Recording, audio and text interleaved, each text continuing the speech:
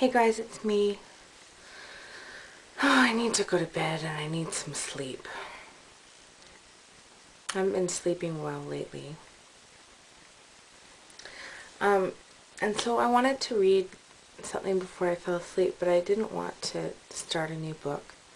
So I found this book of short stories. It's called 30 Indian Legends of Canada. And I found one that I thought would be appropriate. I've never read it. It's called, what's it called? The Sleep Fairies. So I thought I'd read it. If you'd like to listen, go for it. If not, that's cool. But bear with me. I did just take my medication. It doesn't help me sleep, but it does make me stupid. So we'll see if I can read. Actually, I'm going to get my glasses. Okay, so just hang on. Do my glasses make me look smarter? Hope so. Alright, so this is called The Sleep Fairies. The Sleep Fairies. A hunter was once going through a forest with his dogs. After he had gone some distance, he missed them. He called and whistled, but they did not come, so he turned back to find them. Going some distance farther, he thought he saw one lying under some low bushes, and when he reached the spot, he saw his 3 dogs lying there fast asleep. He tried to waken them, but they would only open their eyes for a moment, then fall asleep again. Soon he began to feel a strange, sleepy feeling coming over him. He shook himself and tried to keep awake. Just then he noticed a very large insect on a branch of a tree. It had many wings on its back, which kept up a steady, droning noise. When it noticed the hunter looking at it, the insect said, "I am Wing, the spirit of sleep. Your dogs came too near my home, and so they have fallen under my spell. In a few minutes you will be asleep yourself." "Must I go to sleep?" said the hunter. "I would like to go back to my lodge." "You are a brave chief and have always been kind to the forest insects, so this time I'm going to let you go. Take a leaf from yonder little tree, chew it, and swallow the juice." The hunter did as he was told, and at once the sleeping feeling was gone. When the strangest thing happened, he saw all around him queer little fairies, each one with a tiny war club. They peeped from out the bark of the trees, from amidst the grass, and even from his pouch. "What are these?" he asked Wing. "They are my sleep fairies and are called Wings. Now you may waken your dogs and go." And before the hunter had time to reply, the insect was gone. He turned and roused the dogs, who followed him, still looking very stupid. As he went he saw the Wings all around the trees, and many seemed to be coming with him. When he reached his lodge, he saw the little creatures run to the men and climb up their foreheads. Then with their war clubs they began to knock them on the head. Soon the Indians began to yawn and rub their eyes, and in a little while they all lay asleep. Then the hunter began to feel his own head grow heavy. He tried to keep awake, but could not. So he stretched himself beside the fire and went to sleep. When he awakened, he looked around. There were no fairies to be seen. The hunter determined to go into the forest and see if he could find the little tree from which he had plucked the leaf. But before he went, he carefully tied up his dogs, for he did not wish them to follow him and again fall under the spell of Wing. They whined when he left them and pulled at their ropes, but he was soon lost to their sight amongst the trees. Making his way slowly through the forest, he kept a sharp lookout for the little tree with the magic leaves. But he could see nothing that looked like it. For many hours he tramped on, and at last he threw himself down on the ground to rest. As he lay there, he heard a droning noise above his head. He looked up quickly, and there sat Wing on the farthestmost branch of the tree. "Good morning, great hunter," said the insect. "You have been searching for my little tree, have you not?" "Yes," replied the hunter. "How did you know?" "I know many things," said Wing, "but listen to me. Yonder is the tree." As he spoke he pointed to a little tree not 2 yards away. "Pluck one of the leaves, but do not chew it until after sunset. At that hour I utter my sleep call, which bids all the insects fly home to rest. When you hear the call you may chew the leaf, for I want you to see what happens then." "Is anything strange going to happen?" asked the hunter. "Great hunter," said Wing, "if you will remain in the forest behind that large oak tree, you may see it all. 1 hour before sunset, the red squirrel and all his army are coming to attack me." "Why are they going to do that?" asked the hunter in surprise. "Because the red squirrel wishes to have my branch for his home. He ordered me to get down and I refused. So 1 hour before sunset, he and his army are coming to drive me from my home."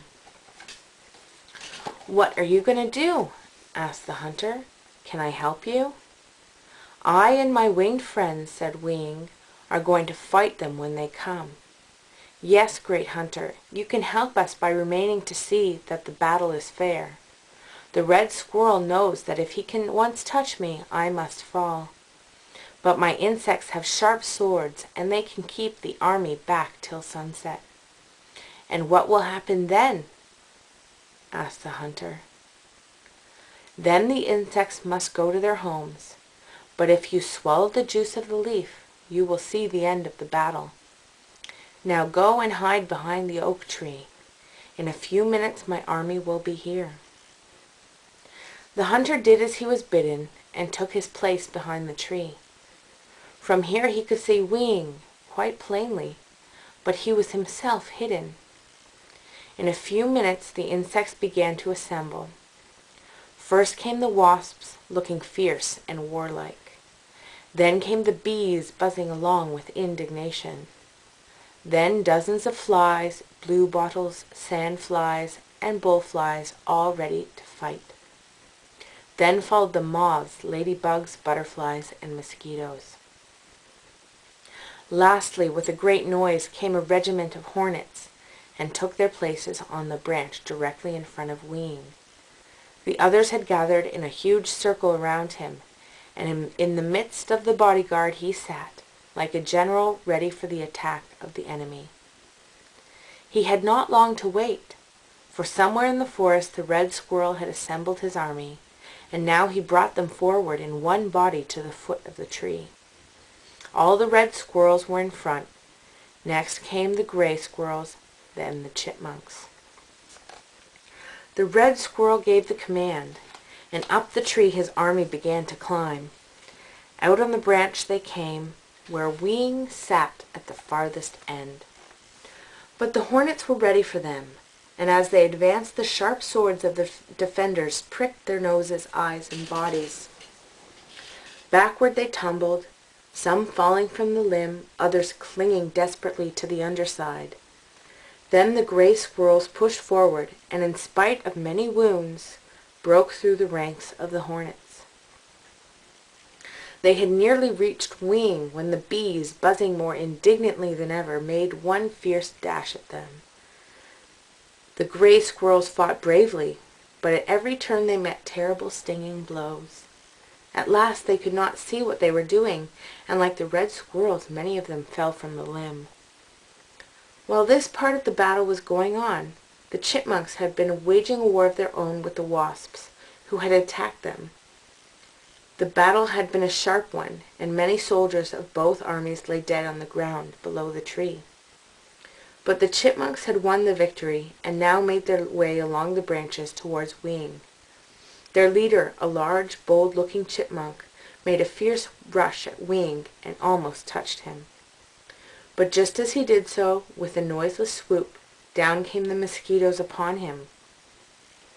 They covered his head until not a part of it was to be seen. He slapped wildly at them, lost his hold on the branch, and fell to the ground. With redoubled fury on rushed the other chipmunks and the red squirrels, who had by this time recovered. They were met by a solid wall of insects, bristling with the sharp swords, for the wasps, the hornets, and flies had placed themselves across their path. Then came the hottest part of the battle, and in one confused mass they struggled and fought on the slender branch. In the midst of this there sounded a soft, sweet call. It was the sleep call of the fairy winging. At once all the insects sheathed their swords, and turning, fluttered slowly home to bed.